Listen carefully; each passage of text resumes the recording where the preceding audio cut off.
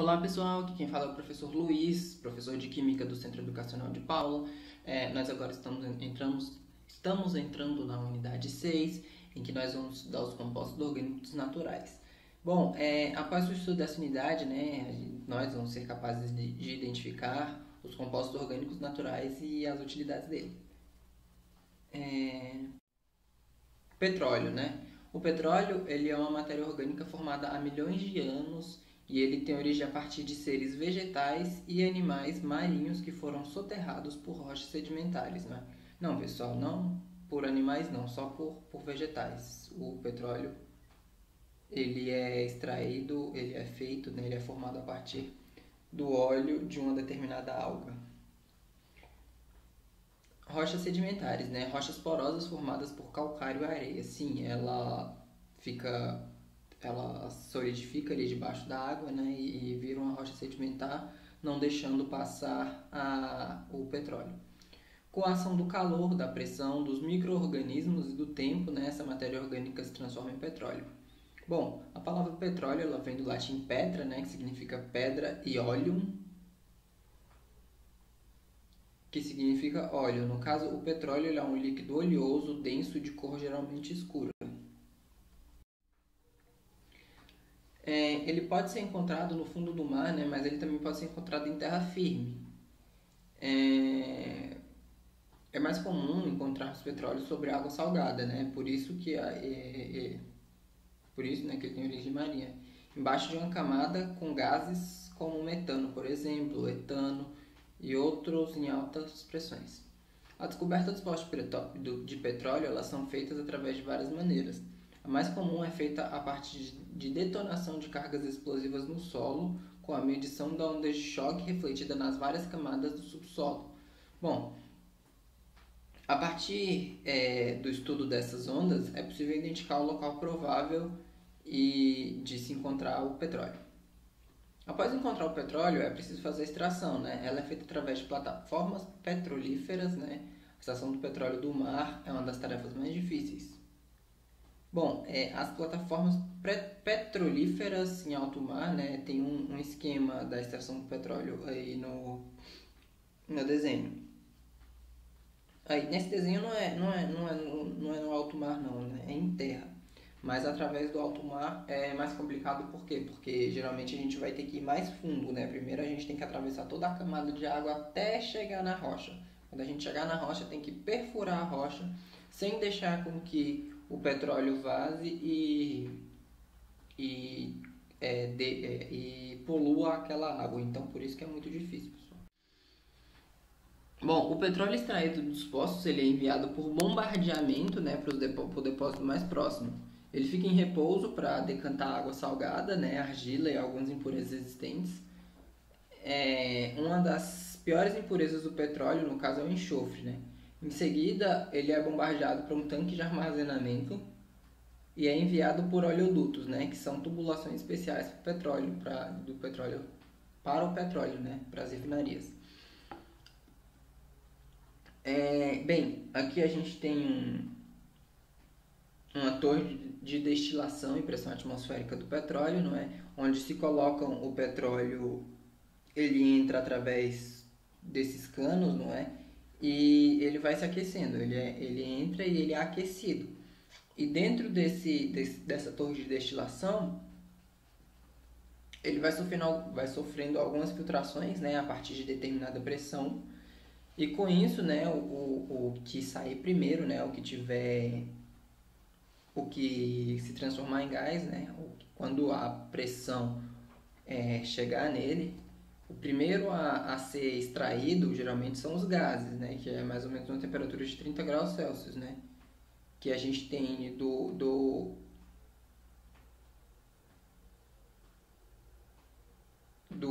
metano até o pentano, A gente tira o GLP, gás liquefeito de petróleo. Bom, a gasolina, ela geralmente a gente consegue extrair ela crua ainda, não completamente formada, que é quando o carbono ele tem 6 ligações, de 6 a 10 ligações com carbono, e tem uma média entre 35 a 140 graus Celsius para ele conseguir chegar naquela temperatura, para ele conseguir chegar até ali, né? Logo em seguida, a gente consegue extrair daqui os destilados médios, né, que é o querosene, que tem 11 carbonos a 12 carbonos. A gente também tem o óleo diesel e os óleos leves, né, que ele tem de 13 a 17 carbonos. E a gente tem os óleos de combustíveis, de 18 a 25 carbonos. O que sobra, né, são os resíduos, são os óleos pesados, né, eles sofrem mais aquecimento e a gente consegue tirar o que dali? Desse outro reaquecimento do petróleo, do que sobrou, a gente consegue tirar os óleos lubrificantes leves. A gente consegue tirar, depois que a gente tira os lubrificantes leves, a gente tira os lubrificantes médios. Depois a gente tira os lubrificantes pesados. E o que sobra ainda desse material, ele é resíduo de asfalto, a gente chama ele de pinch, né? Pinch que a gente vê, ele é o resíduo de asfalto, ele é o que a gente usa de resto de petróleo que a gente não tem mais uso para a indústria química. Bom, um dos processos realizados é a destilação fracionada, né? Ela é realizada em grandes colunas de destilação, como a gente viu na imagem anterior. Cada fração do petróleo apresenta uma mistura de várias moléculas que vem de acordo com o seu tamanho, né? Elas vão ocupando colunas de destilação. As frações mais leves, né, ficam na parte de cima da torre, como por exemplo os gases metano e etano. Aqui a gente tem, né, como se distribui as frações do petróleo em uma coluna de destilação, né? De 1 a 4 carbonos, a gente tem o gás de petróleo, né, que o ponto de ebulição dele é menos de 20 graus Celsius. Eles têm utilidade como gás de cozinha, clorofórmio, etanol, acetona e plásticos. De 5 a 6 carbonos, eles são os éter. O ponto de ebulição dele é de 20 a 60 graus Celsius, eles são solventes de tinta, anilina, nylon, orlon. De 6 a 7 carbonos, a gente tem o ponto de fusão vem de 20 a 100 graus Celsius, né? Tem tecido de fibra sintética, fenol, hidroquinona, ciclohexano, nitrobenzeno, né? De 5 a 10 carbonos, a gente tem a gasolina, que o ponto de ebulição dela é de 40 a 200 graus Celsius. Aí a gente tem os combustíveis de motores, né? Aí de 11 a 18 carbonos, nós temos querosene, que o ponto de ebulição dele é de 75 a 275 graus, né? Que são os combustíveis de aviões. A gente também tem de 15 a 18 carbonos, temos o óleo diesel, né? Que o ponto de ebulição dele é de 275 a 400 graus Celsius. Que ele é combustível para trator, tem ônibus, caminhão, óleo diesel, né? Acima de 17 carbonos, nós temos graxas e óleos lubrificantes, né? Que o ponto de ebulição dele é acima de 350 graus Celsius. Galera, eu tô achando que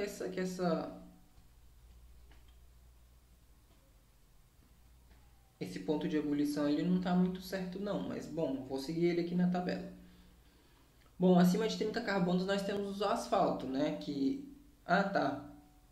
Entendi agora o que é esse ponto de ebulição. Esse ponto de ebulição é a partir da pressão que se tem dentro daquelas torres que a gente mostrou ali, não é? Em menos de 20 graus a gente consegue chegar até o gás de petróleo. Não é que ele está em ebulição nessa temperatura. É que naquela pressão que ele está, ele entra em ebulição nessa temperatura. Por quê? Porque, por exemplo,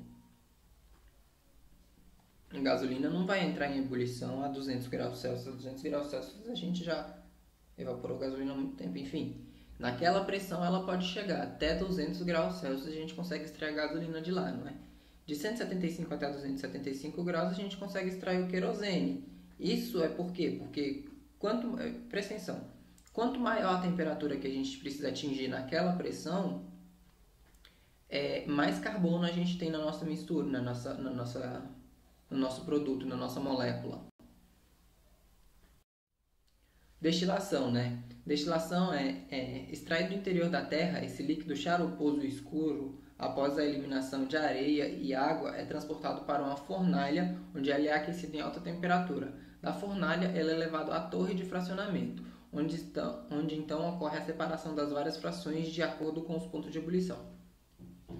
Entre as várias frações temos a fração gasosa, né, o gás natural, que é CH4 ou C2H6, né, e o gás engarrafado, que é o GLP, CH38 e C4H10.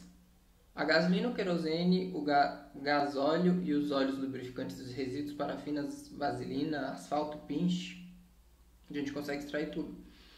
O gás natural e o gás engarrafado, né, o gás de botijão, eles são usados como combustível.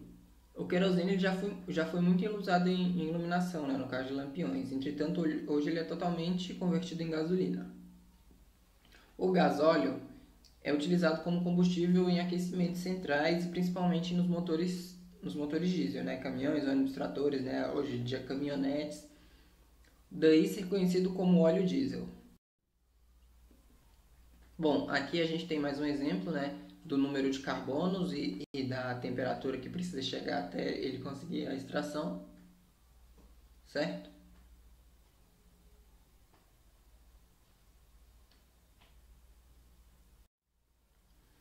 A gasolina representa em média 15% do petróleo, né? E como é a fração de maior consumo, procurou-se descobrir um processo que aumentasse seu teor. Esse processo foi descoberto nos Estados Unidos, onde recebe o nome de cracking, do inglês to crack, né? Que é quebrar, que corresponde à quebra das cadeias dos hidrocarbonetos superiores quando submetidos a condições energéticas, originando hidrocarbonetos de cadeia menores e iguais àquelas da gasolina, né? Cadeias de 6 a 10 carbonos, né, com predominância C7H16 e C8H18. As frações do querosene, óleo lubrificante, etc., constituído por hidrocarbonetos de cadeias maiores que as da gasolina, são submetidas a um aquecimento de até 500 graus Celsius, né, sob pressão de 80 atm, ou seja, 80 vezes a pressão que a gente tem aqui fora do nosso planeta. Com isso, essas cadeias maiores são rompidas, né, produzindo hidrocarbonetos de cadeia menores correspondentes aos da gasolina. Atualmente são utilizados no cracking algumas substâncias como SiO2, né, silício, alumínio, oxigênio, manganês aqui, oxigênio, enfim. Não consigo lembrar quais são essas moléculas, pessoal, mas enfim, são utilizadas essas moléculas aqui. Acho que isso aqui seria o silicone, esqueci o nome do alumínio aqui, dióxido de manganês, que atuam como catalisadores, né, com a finalidade de obter a gasolina a uma temperatura e pressão bem menores, né, barateando o processo. Isso é uma das formas de tentar baratear o processo da gasolina. Carvão mineral e hulha. O carvão mineral ou natural, né, ele é uma mistura complexa de compostos ricos em carbono e ocorre na crosta terrestre, né, resultante da fossilização da madeira quando soterrada. A madeira é formada essencialmente por carbono, oxigênio e hidrogênio. Na fossilização, o hidrogênio e o oxigênio são eliminados na forma de gás carbônico, CO2, né? Metano, CH4 e água, H2O. Assim, o resíduo, né, o carvão mineral, vai se enriquecendo e se transformando com o tempo em carbono. O carvão ele é utilizado, entre outras coisas, na obtenção do aço, da gasolina, do gás combustível, de corantes, de plásticos, de medicamentos e assim por diante. Destilação seca. A hulha é uma variedade de carvão mineral que apresenta aproximadamente 80% de carbono e possui um grande interesse industrial, porque aquecendo entre 1000 graus Celsius e 1300 graus Celsius, né, numa retorta em presença de corrente de ar, são obtidas três frações importantes. Fração gasosa, constituída em um volume aproximadamente 50% de H2, 30% de CH4, 7% de CO2, 5% de N2, 4% de olefinas, 2% de CO2 e etc. Né? Essa mistura recebe o nome de gás de iluminação, porque era usado antigamente na iluminação de ruas, lampiões a gás, e atualmente é utilizada como combustível doméstico e também nas indústrias. Fração líquida é formada por duas fases, né? Águas amoniacais, que é a fase clara, menos densa que a água e rica em NH3, que é empregada na preparação de ácido nítrico, na produção de fertilizantes, etc., né? e alcatrão da hulha, né, que é a fase escura e mais densa que a água, constituído importante fonte natural de compostos aromáticos, por destilação fracionada. Óleo leve, né, tipo óleo leve, tipo benzeno, tolueno, xileno, etc. Óleo médio, que é o fenol, naftaleno, xilenos e etc. Óleo verde, né, que é o antraceno, o fanatraceno e etc. E resíduos, né, que é 60% de pinche. E também tem a fração sólida, né? Os resíduos sólidos eles são denominados carvão coque, consistente, poroso e bastante utilizado na siderurgia para a produção do ferro e do aço, de gasolina sintética, etc. Nas paredes de retorta, onde é feita a destilação seca da hulha, deposita-se um carvão denominado carvão de retorta, que é utilizado em eletrodos. Conhecemos o petróleo e os produtos que dele são derivados. Vimos que o petróleo formou-se naturalmente milhões de anos atrás. Realmente demora muito para formar petróleo. O que são glicídios? Os glicídios também são compostos orgânicos naturais, né? Vamos conhecer. Os glicídios são biomoléculas orgânicas formadas de hidrogênio, oxigênio e carbono. Nos seres vivos possuem duas importantes funções: gerar energia e atuar na formação de parte do corpo de seres vivos, né? Principais glicídios, né? Glicose é um glicídio energético, também conhecido como dextrose, encontrado no açúcar do mel, na uva e outros frutos. Sacarose, também energético, é encontrado principalmente na cana-de-açúcar e na beterraba. É o açúcar comum, muito utilizado no mundo todo.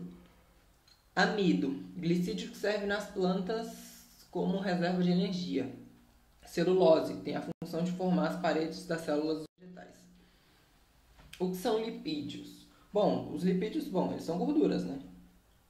São biomoléculas orgânicas compostas principalmente por moléculas de hidrogênio, oxigênio e carbono. E fazem parte ainda da composição dos lipídios outros elementos, tais como o fósforo, nitrogênio e etc. Os lipídios eles possuem a característica de serem insolúveis na água, porém eles são solúveis em solventes orgânicos, né, tipo álcool, éter, benzina e assim por diante. Funções dos lipídios. Os lipídios eles possuem 4 funções básicas nos organismos: fornecimento de energia para as células, né? Porém, essas preferem utilizar a primeira energia fornecida pelos glicídios. É mais fácil acessar os glicídios do que os lipídios, porque os lipídios eles são cadeias muito grandes, enquanto os glicídios são menores. Alguns tipos de lipídios participam na composição das membranas celulares. Sim, nossas células elas são basicamente feitas de lipídios. O lado externo, as paredes celulares, elas são feitas de lipídios, né? Nos animais endodérmicos atuam como isolante térmico. Geralmente a gente vê que, por exemplo, as pessoas que têm mais tecido adiposo, elas possuem mais lipídios, né? O tecido adiposo, ele é um ótimo isolante térmico. Geralmente as pessoas que têm mais tecido adiposo sentem mais calor do que as que têm menos. Eu sinto muito frio, eu quase não tenho tecido adiposo. Facilitação de determinadas reações químicas que ocorrem no organismo dos seres vivos. Possui essa função os seguintes lipídios: hormônios sexuais, vitaminas lipossolúveis, né? A vitamina A, K, D e E, as prostaglandinas e as prostaglandinas. Principais fontes de lipídios, né? Que são os alimentos. A gente tem a margarina, o milho, a aveia, a soja, gergelim, cevada, trigo integral, centeio, óleo de canola, óleo de soja, óleo de peixes. Ainda tem muitos outros. Os lipídios eles são classificados em glicerídeos, cerídeos, fosfatídeos e cerebrosídeos. Os glicídios podem ocorrer no estado líquido e no sólido, né? No estado líquido recebem o nome de óleos, havendo a predominância de ésteres e de ácidos graxos insaturados, como por exemplo os ácidos oleicos e linoleico. No estado sólido recebem o nome de gordura.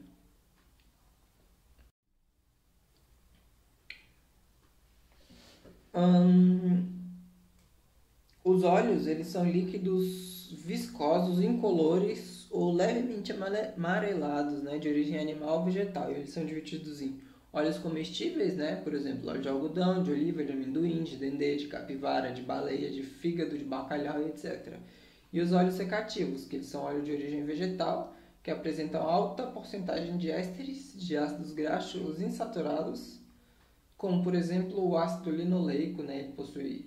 Que possui propriedades que em contato com ar ele pode se polimerizar produzindo resinas.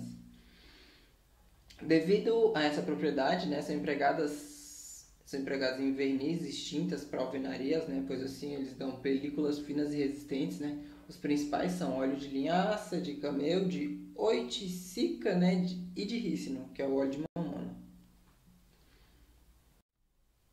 Gorduras, elas são sólidos brancos ou levemente amarelados de origem animal ou vegetal, como por exemplo a manteiga de cacau, uma gordura, né? Manteiga de coco, manteiga de leite, o sebo, a banha. Os glicerídeos, eles apresentam duas propriedades importantes: a hidrogenação, né, que são os óleos submetidos à hidrogenação catalítica, transformam-se em gorduras e recebem o nome de margarina, e também a eletrólise alcalina, né? Os óleos eles sofrem hidrólise em meio alcalino, né, produzindo glicerol, e uma mistura de sais alcalinos de ácidos graxos, que recebem o nome de sabão. Essa reação denomina-se saponificação. Aminoácidos. Aminoácidos eles são moléculas orgânicas que possuem pelo menos um grupo amina, né? Por isso o nome aminoácidos. O que é amina? NH2. E um grupo carboxila, COOH. Os aminoácidos ligam-se entre si para formar as proteínas, sendo, portanto, a matéria-prima desses macronutrientes. Todos os 20 aminoácidos existentes são alfa-aminoácidos, ou seja, grupos de amina e grupos de carboxila estão ligados ao mesmo carbono, que é o carbono alfa. Um aminoácido é definido pelo seu grupo lateral R.